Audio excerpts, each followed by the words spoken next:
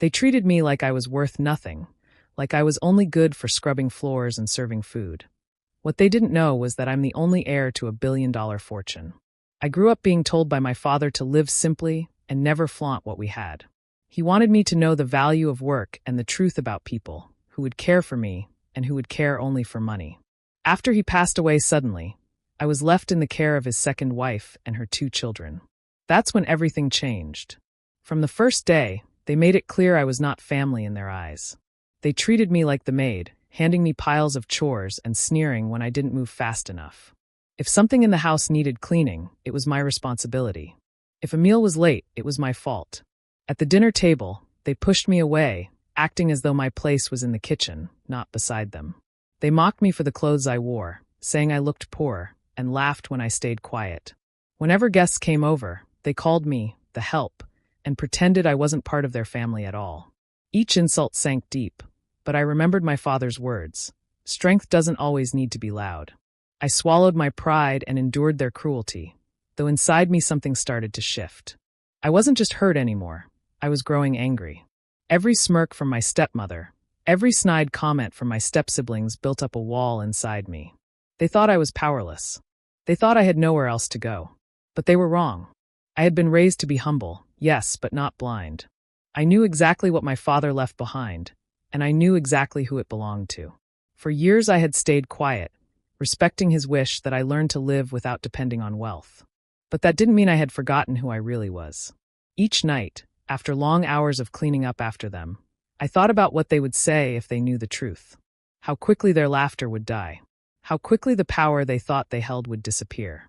I kept my silence, waiting for the right moment, watching them show me who they really were. To them, I was a servant. To me, they were nothing more than strangers taking advantage of my kindness. And one day they would find out. I stayed patient, because I knew the day would come when I wouldn't have to lift another finger for them. The day would come when I wouldn't have to listen to their voices telling me I wasn't good enough. The day would come when I could finally walk away. Not empty, not broken, but stronger than they ever imagined. They thought they had me trapped. They thought I had no choice. But the truth was, I was never the one in chains. Margot never missed a chance to remind me of my place. She carried herself like a queen, giving orders from the living room couch while I rushed around the house. If the dishes weren't spotless, she would sigh loudly and shake her head, calling me useless. If the floor wasn't shining, she'd snap her fingers and tell me to start over. She treated me less like family and more like someone she had hired. Her children followed her example. Evelyn would toss her dirty clothes on the floor and say, "Pick it up, the help will handle it." Dean left his shoes muddy and tracked dirt through the hall, just so I would have to clean after him.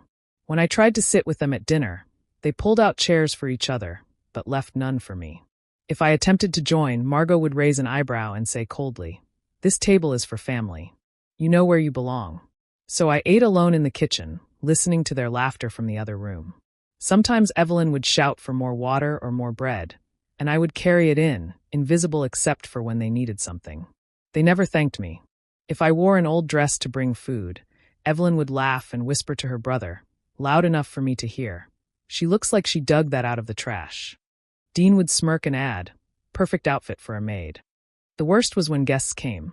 Margot introduced me not as her stepdaughter, but as the help. I would stand in the corner, serving drinks, while strangers looked at me with pity or amusement.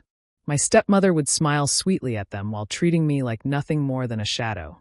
Every time someone chuckled at her words, I felt a sharp sting in my chest, but I said nothing. I remembered my father's voice, steady and calm, telling me once, "Strength isn't always loud." Those words were the only thing that kept me steady. I told myself to hold on, to stay silent, to endure. But the silence came with a price. Every insult, every laugh, every command I followed piled up inside me like heavy stones. I carried them quietly, but I could feel the weight pressing harder each day.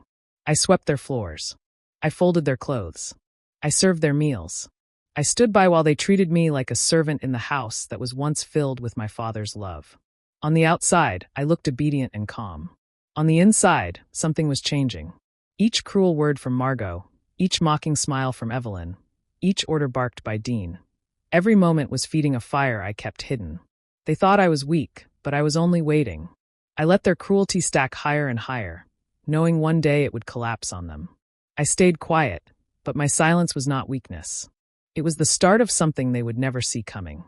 The night of Evelyn's engagement party was supposed to be a celebration, but for me it was another reminder of how little I mattered to them.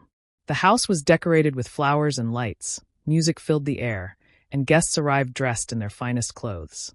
I stood in the kitchen, carrying trays of drinks because Evelyn told me I wasn't allowed to sit among real guests.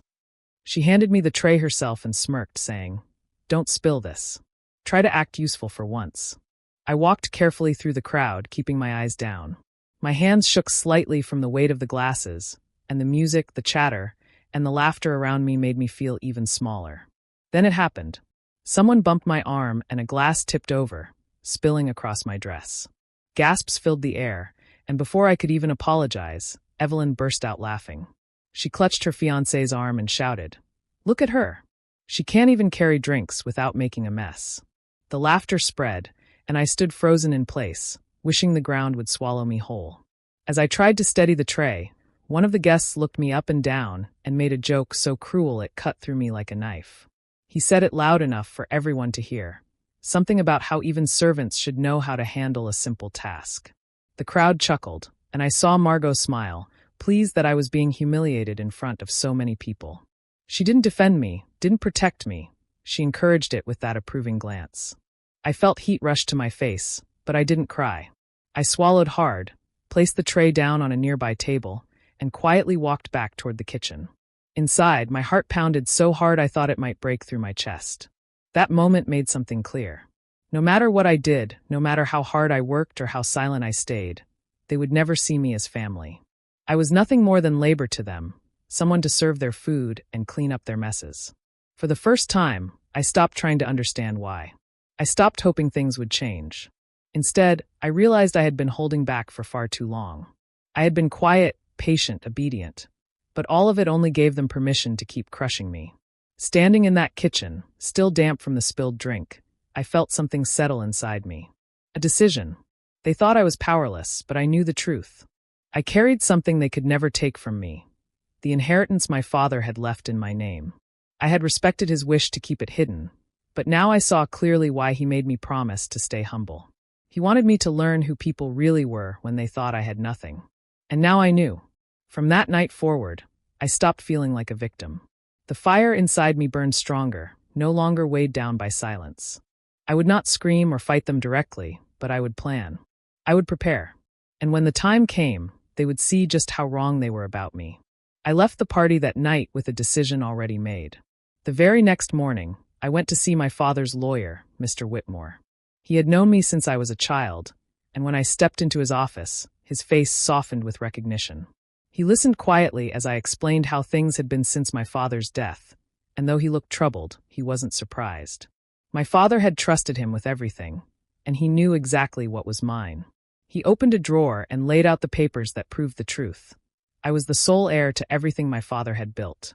Properties across the city, investments that grew larger by the day, and ownership of his companies. All of it in my name. Mr. Whitmore reminded me gently, "Your father wanted you to live simply first, to see the world for what it is without wealth as a shield." I nodded because I had lived that lesson. I had seen cruelty and greed up close. I had been tested in ways my father probably expected, though he never could have imagined just how far Margot and her children would take it. For years I kept the inheritance hidden, honoring my father's wish. But sitting in that office, I knew the time had come to use it. I didn't want revenge through shouting or fighting. I wanted freedom, and I wanted it on my own terms. I began to prepare quietly. Each visit to Mr. Whitmore's office gave me more strength, more clarity. He helped me secure accounts, update signatures, and gather the documents that proved what was mine. I studied everything carefully, making sure there were no gaps Margot could twist to her advantage. The more I learned, the stronger I felt. Back at the house, I carried on with the chores as if nothing had changed.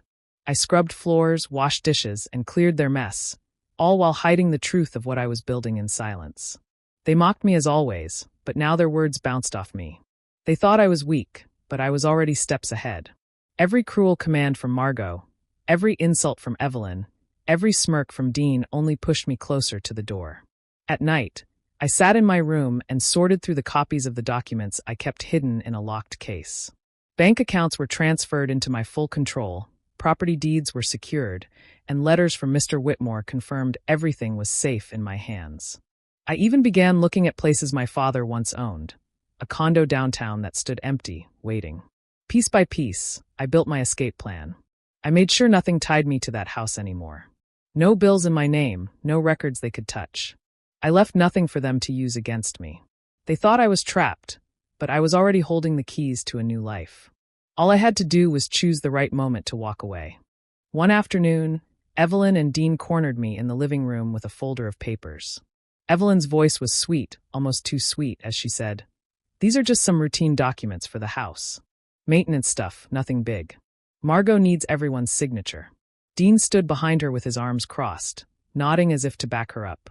I took the papers from her hand and sat down to look them over. At first glance, they seemed official enough, filled with long paragraphs and formal language. But as I read more carefully, my stomach tightened. It wasn't about maintenance at all. It was a property transfer. If I signed, the house would belong to Margot completely, leaving me with nothing tied to it. Evelyn leaned closer, pretending to be casual. "It's just a formality," she said. "You don't need to waste time reading every line."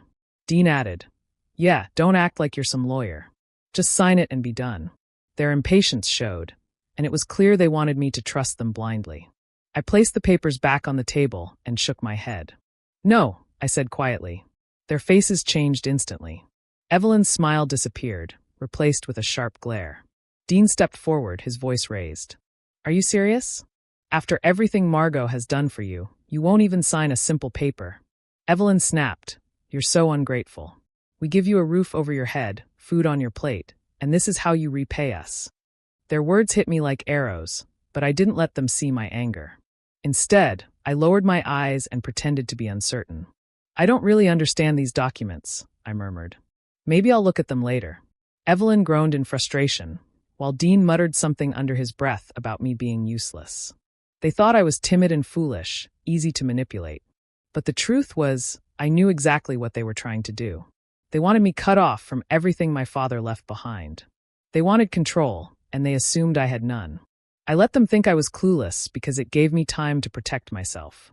That evening, I went straight to Mr. Whitmore with the papers. He confirmed what I already suspected. It was a trick. He assured me they had no legal power over my inheritance, no matter what they tried. The house, the fortune, the businesses, none of it could be taken without my consent. Hearing that gave me a calm I hadn't felt in a long time. When I returned home, Evelyn and Dean were waiting, watching me closely, hoping I had changed my mind. I simply handed the papers back and said, "I won't be signing." Their outrage filled the room. Evelyn's voice rose, Dean cursed under his breath, and both accused me of being selfish, of taking advantage of their mother's generosity. I stayed quiet, letting them throw their insults, but inside I was steady.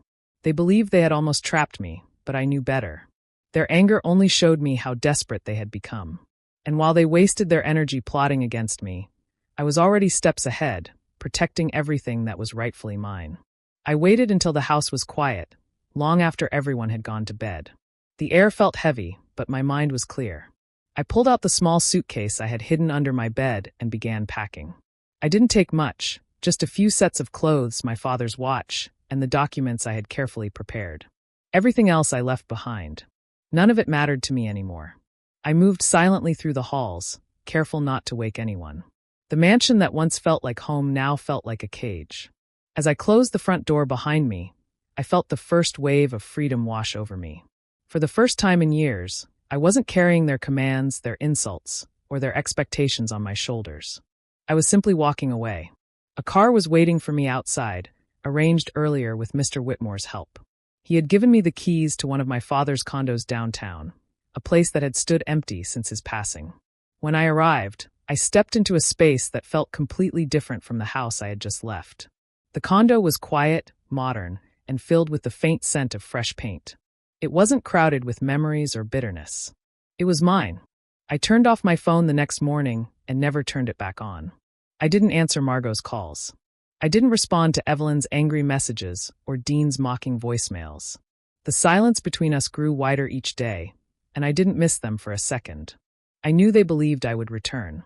They assumed I couldn't live without them, that I would eventually crawl back, begging for a place at their table.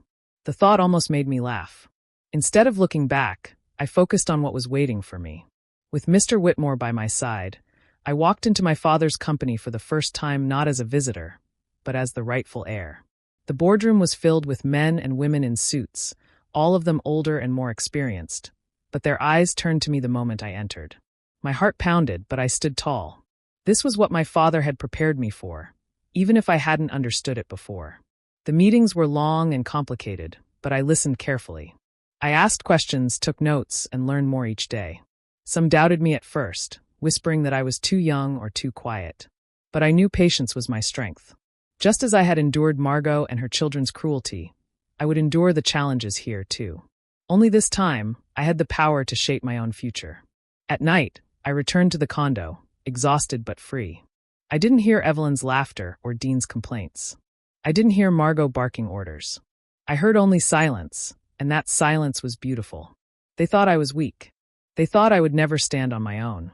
But every step I took in that boardroom, every signature I placed on those papers proved them wrong. I had left them behind, and I was never going back. The house did not take long to show the cracks once I was gone. For years, I had kept it running without thanks, cleaning, cooking, paying attention to the small details that held everything together. Without me there, the silence was replaced with chaos. Dust gathered in corners, dishes piled in the sink, and laundry went untouched. The neat mansion that Margot loved to show off to her friends slowly turned into a place no one wanted to visit. Bills began to arrive faster than they could handle. I had always kept track of them quietly, making sure nothing slipped through the cracks, but now envelopes stacked on the kitchen counter unopened. Margot, too proud to admit she was overwhelmed, tossed them aside until the notices turned red. The electricity flickered, and the water company threatened to shut them off. For the first time, the life they bragged about began to slip from their hands. Evelyn suffered the next blow. Her engagement, once the center of attention, started to crumble. Her fiancé began to notice how the household really functioned. He saw the shouting between Margot and her children, the dirty rooms, the unpaid bills. He noticed Evelyn's cruelty when she snapped at waiters in restaurants or mocked others to make herself feel better. One evening, after another heated argument, he finally ended it. Evelyn's tears filled the house, but no amount of crying could bring him back. Dean wasn't doing any better. He had always been arrogant at work, bragging about his family's status, as if it made him untouchable. Without me quietly holding the home together, his bad habits grew worse. He arrived late, missed deadlines, and treated his coworkers poorly. His boss gave him warnings, but Dean brushed them off, sure he was too valuable to fire. He was wrong. The day came when he walked out of the office with his things in a box, his pride shattered. Margot tried desperately to keep control. She called agents, lawyers, anyone who would listen, trying to sell the house and other assets to keep her lifestyle afloat. But every time, she was reminded of the truth. Nothing was in her name. The mansion, the land, the investments, everything was tied to me, secured long before she had the chance to claim it. Her frustration turned to anger, and her anger turned to despair. The three of them began turning on each other. Evelyn blamed Margot for losing her fiancé. Dean blamed Evelyn for distracting him with her endless drama. Margot blamed them both for being careless. Their once united front against me collapsed into shouting matches and slammed doors. The grand house that had once echoed with their laughter at my expense now rang with arguments and bitterness. Without me there to carry the weight of their lives, they had nothing. All the control they believed they held was slipping away, piece by piece. They had thought I was the weak one, the servant, the burden. But now, stripped of the comfort I once provided, they were left to face themselves, and the emptiness that came with it. It was a quiet morning when the knock came at my door. I wasn't expecting anyone, but the voices on the other side were all too familiar. Margot, Evelyn, and Dean stood there when I opened it, their eyes wide as they looked past me into the condo. The polished floors, the view of the city, the calm and organized space. It was nothing like the house they left behind. Evelyn's jaw dropped. "So this is where you've been hiding?" she said, her voice sharp with disbelief. Dean let out a low whistle, scanning the room as if he had never seen such comfort before. Margot, however, walked straight in without asking, her face tight with anger. "You've betrayed us," she snapped. "After everything we've done for you, you run off and live like this? You owe us an explanation." I stayed calm. I didn't raise my voice or defend myself in a rush. I simply closed the door behind them and faced the three people who had once believed they controlled me. I don't owe you anything, I said evenly. This condo, the businesses, the properties, you're looking at what has always been mine. They froze, confusion spreading across their faces. I continued before they could speak. My father left everything to me. I am the only heir. Every meal you ate, every roof over your head, every luxury you enjoyed, it was never yours. It was mine. You survived on my goodwill, even while you treated me as less than nothing. Evelyn shook her head, her voice cracking. You're lying. If that were true, why would you scrub floors and serve us food? Dean added, his face pale. You let us think you were just a burden. I looked at them steadily. Because my father wanted me to live humbly before I touched any of this. He wanted me to learn what people are like when they think you have nothing. And I learned. My words grew sharper as memories flooded back. I learned what it feels like to be mocked for my clothes. I learned what it feels like to be shut out at the dinner table. I learned what it feels like to be called the help in my own home. And I learned exactly who you all are. Margot's face went pale, her lips trembling as if she wanted to speak but couldn't. Evelyn's eyes filled with tears, though whether they were from shame or fear, I couldn't tell. Dean looked down at the floor, his arrogance gone. For the first time, the silence was mine to command. They had no power left, no insults to throw, no commands to give. The truth settled over them heavily, pressing down harder than any words I could shout. The servant they had laughed at, ordered around, and dismissed was the one who held everything in her hands all along. Their faces told me what I already knew. They finally understood who I really was. And they hated the truth almost as much as they feared it. They stood in front of me, waiting for me to break down, waiting for me to give them a piece of what I had. For a long moment, none of us spoke. The silence grew heavier until I finally said, You have no claim to anything. No right to be here. And no place in my life anymore. The words hung in the air, sharp and final. Evelyn's mouth opened as if she wanted to argue, but nothing came out. Dean stepped forward, his voice desperate. Come on, don't do this. We're family. You can't just cut us off.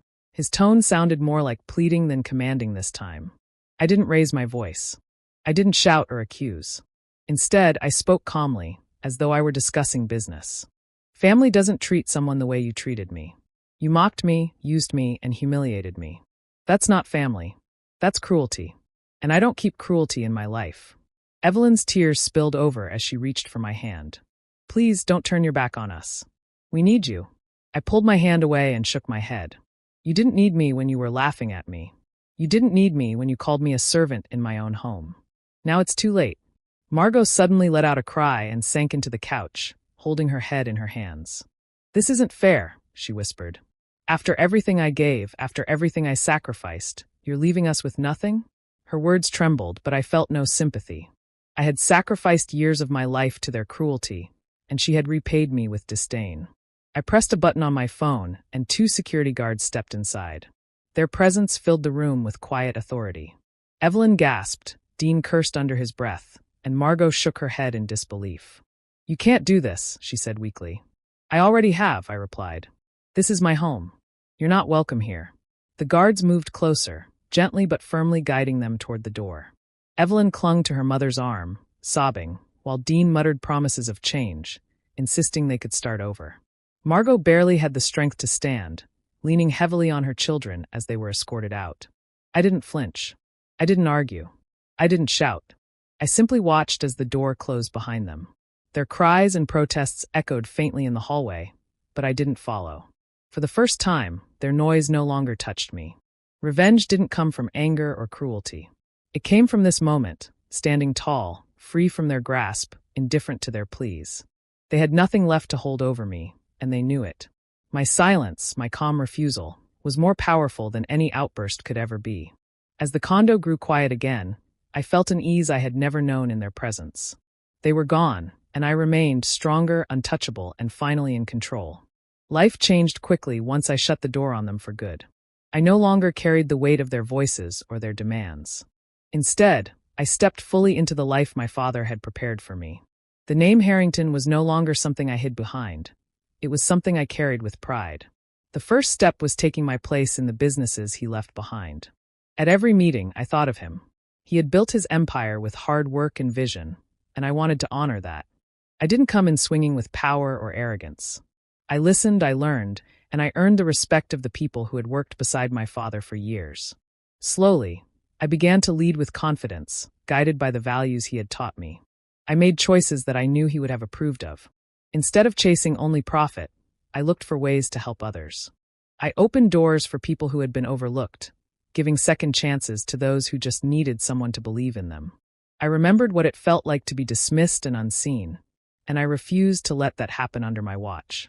The company grew stronger, not just in numbers, but in the loyalty of the people within it. Though I had stepped into this new life, I never forgot the past. The memories of Margot, Evelyn, and Dean still lived in the back of my mind. Their cruelty was sharp, but it no longer cut me. Instead, it served as a reminder of what I had overcome. I carried those scars quietly, not as a burden, but as proof of my strength. Sometimes, when I thought back, I realized something important. It wasn't money that gave me revenge. It wasn't wealth that brought me peace. They had destroyed themselves with their own greed, their own cruelty. All I had done was step aside and let them reveal who they truly were. Their downfall was their own doing, not mine. Walking through the city streets one evening, I felt a calm I hadn't known in years. The air was cool, the lights shimmered above me, and for the first time, I wasn't weighed down by the past. I was free, not because of fortune or power, but because I had chosen to let go. I thought of my father then, the way he used to remind me that strength wasn't always loud. He had been right. Strength had been my silence, my patience, and my ability to rise above. I whispered a quiet thank you to him, knowing he would have been proud of the woman I had become. And so I walked forward, leaving behind the shadows of those who tried to break me. I wasn't the servant they once saw, nor just the heiress they never knew. I was myself, whole, steady, and free at last.